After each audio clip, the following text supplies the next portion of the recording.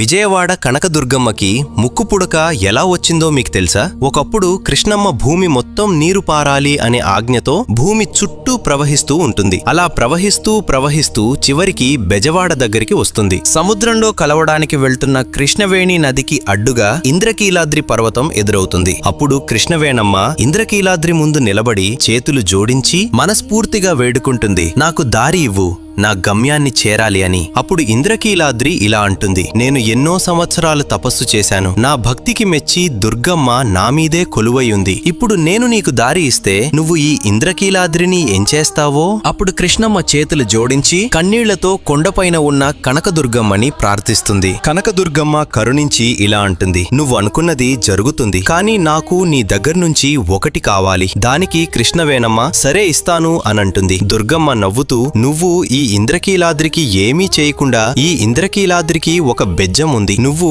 ఆ బెజ్జం నుండి ప్రవహించు అని చెబుతుంది. దానికి కృష్ణవేణమ్మ అంగీకరించి నీకు నా దగ్గర నుండి ఏం కావాలి అని అడగగా దుర్గమ్మ నవ్వుతూ, నాకు నీ ముక్కు పుడక చాలా నచ్చింది, దాన్ని నాకు అరువుగా ఇస్తావా అని అడుగుతుంది. దానికి కృష్ణవేణమ్మ సరే అని ఆమె ముక్కు పుడకని తీసి దుర్గమ్మకి అరువుగా ఇస్తుంది. అలా ఇస్తూ ఇలా అంటుంది, ఈ కలియుగం అంతం అయ్యే సమయంలో నేనే కొండ మీదకి ఎగసి నా ముక్కు పుడకను తిరిగి తీసుకుంటాను అని చెప్పి ఇంద్రకీలాద్రికి ఉన్న బెజ్జం ద్వారా కృష్ణవేణమ్మ ప్రవహించి సముద్రంలో కలిసిపోతుంది. అప్పట్నుంచి ఆ బెజ్జం వాడగా పిలువబడిన ప్రదేశం ఇప్పటి బెజవాడ, విజయవాడగా మారింది. ఎప్పుడైతే కృష్ణానది నీళ్లు నిజంగా అమ్మవారి ముక్కు పుడకను తాకుతాయో అప్పుడు ఈ ప్రపంచానికి ప్రళయం వస్తుంది. అప్పుడు కలియుగం అంతమవుతుంది అని పెద్దలు నమ్ముతారు. దుర్గమ్మ అంటే మీకిష్టమా? జై దుర్గాదేవి అని కామెంట్ చేసి సబ్స్క్రైబ్ చేసుకోండి.